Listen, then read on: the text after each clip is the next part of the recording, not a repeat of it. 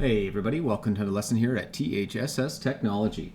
Today we're going to pivot from Godot and move back into Photoshop for a lesson for our media design students. We're going to be doing a head replacement here on this oil painting, so let's get started. So we have our default oil painting here, and I posted the Teams where we can access all these high resolution images, and I'm just going to go grab and drag in a photo now of my cat. Excellent, so let's just scale that up. Don't worry about the images being pixelated, they'll clean up once we finish the scale, and we're going to click done there.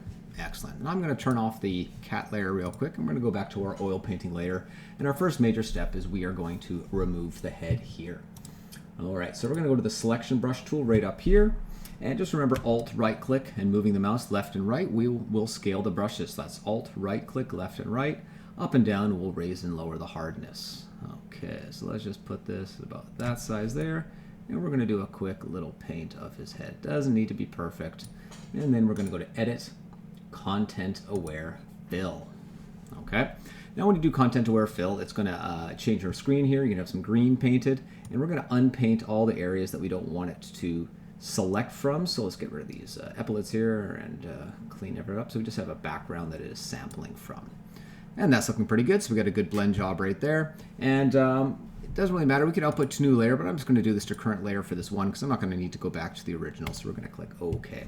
Perfect. Let's deselect that with Control D, and now we can bring the image of our cat back into that. Okay, so now we need to select the cat's face here, and for that I think we'll go with the quick selection tool over here. Let's Alt right click and drag that brush a little bit bigger, and let's select the cat's head here. All right, well, that's a bit too much. Let's hold down minus here to deselect this away. All right. Get rid of this. So holding down Alt removes from the selection, and default adds to the selection there. Okay, that's looking pretty good. Doesn't need to be perfect. We're going to refine this mask quite shortly.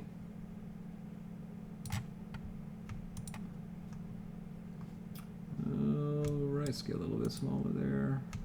Take that away. Okay, well, that's looking pretty good. Not great, but it'll do the job for now. Okay. Next step, we are going to mask this away by clicking on the mask tool here. And now we're going to refine this mask by double clicking on the mask here. Okay. Now I like using overlay mode with a red overlay, but you can use any color or different modes if you want. And I'm going to raise that opacity up to about 75. And let's zoom in with Control Plus here. Okay. So we got a very hard, rough line here, and you could use the feather tool to smooth it out, but we're actually going to use the Refine Edge Brush tool. Okay. And we're going to start painting kind of like this. And what this is going to do, it's going to give us a much more accurate representation of the fur here, and you can kind of see how we're getting a little bit of the cat's fur as we kind of go along the edges here of our cat. And I'm painting like away from the actual object here, just left click, and we're dragging it all the way down. Okay, let's do this really quickly to kind of finish it up. Now in your actual project, you're going to want to spend a bit more time on this than I am here, but I'm just going to get this through quickly for us before we get started on the rest of this project here. And I'm just going to keep moving around the cat here. For this, I prefer working with a slightly smaller brush than a larger brush. I find I do get better results, but that's up to you. And you can still do the same thing, Alt, right click and drag the mouse in order to change the brush sizes.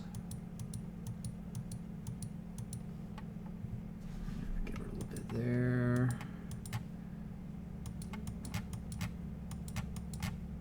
All right, that's looking pretty good. Clean up some of these areas here. All right, not perfect, but it's good enough for our purposes. Okay, and you can always feather the mask out just a touch if you want. You can shift the edge in if you want to bring that mask in just a little bit.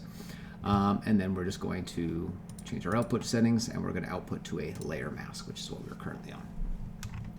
Excellent. So this is already looking a little bit better. We can hit V for the move tool. We can kind of move our cat's head around and place it where we're wanting it to go. But that's looking pretty good for a first start. Now we're going to want to make sure our image here is in a smart objects. We're working in a non-destructive environment. And you can usually tell by that little box that's there in the bottom right. So if we right click on this and we go to convert to smart object, and there we go. Now we have a smart object. The mask has gone away. So now we can make some changes in non-destructive environments and go back to those changes as needed. All right, we'll just ignore that message up there.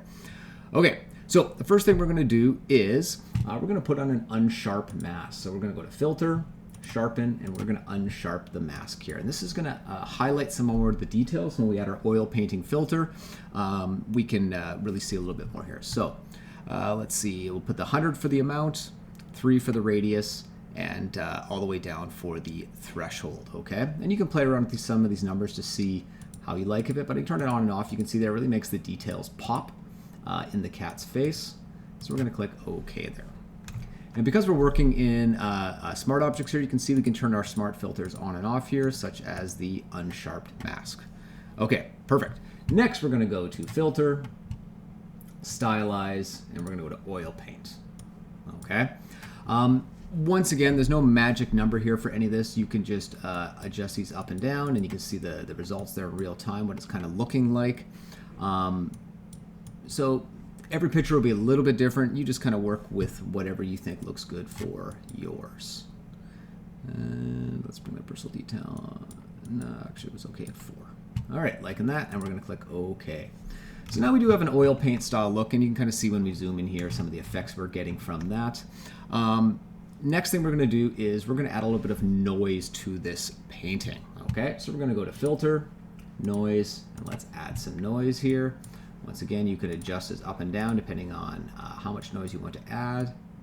We'll go with about 7% there just to kind of take off some of that edge there. And let's see, next thing we can do, you know what, let's go to Image Adjustments, Color Balance, okay?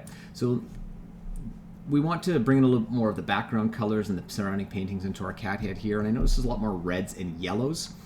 So in the midtones here, you know, you can adjust the reds. We're going to bring a little bit of reds in, pull in a bit of the yellows there. Let's go to the highlights and kind of do the same thing.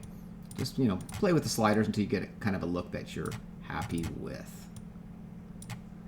All right, that's looking a lot better there. Let's blend in a little bit better. The cat's head's much better. And you know what? I think we're actually going to add in one more unsharp mask there, just to kind of really settle in. I think I might lower the amount a little bit. Okay, that's looking pretty good of a blend job there.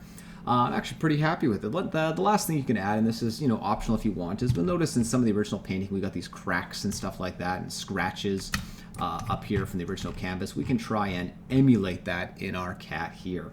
Okay, so I've just looked for some crack textures here in DuckDuckGo. We can grab one of these, you know, right click. No, it's not going to let us copy the image. Let's see. Yep, right click, copy image. Let's go back to this and let's paste that in. Okay, and let's rotate that, scale it down a little bit, kind of like that. Then we're going to right click on our layer here, and we're going to do create clipping mask, and that'll take the shape of the cat's head. And then we can change its overlay mode. Screen sometimes will work, but not in this case. But we could probably go with a darken, and then we can lower the opacity by quite a bit here. And now you see we got some cracks in there. And then we can always just actually go in with our eraser tool. And we can erase away, let's soften that eraser edge there. We can erase away some of these cracks. They're not quite as defined. But you can see we have nice little cracks inside our texture there. Awesome. Well, thanks for following along. I hope you found that helpful, and we will see you all later.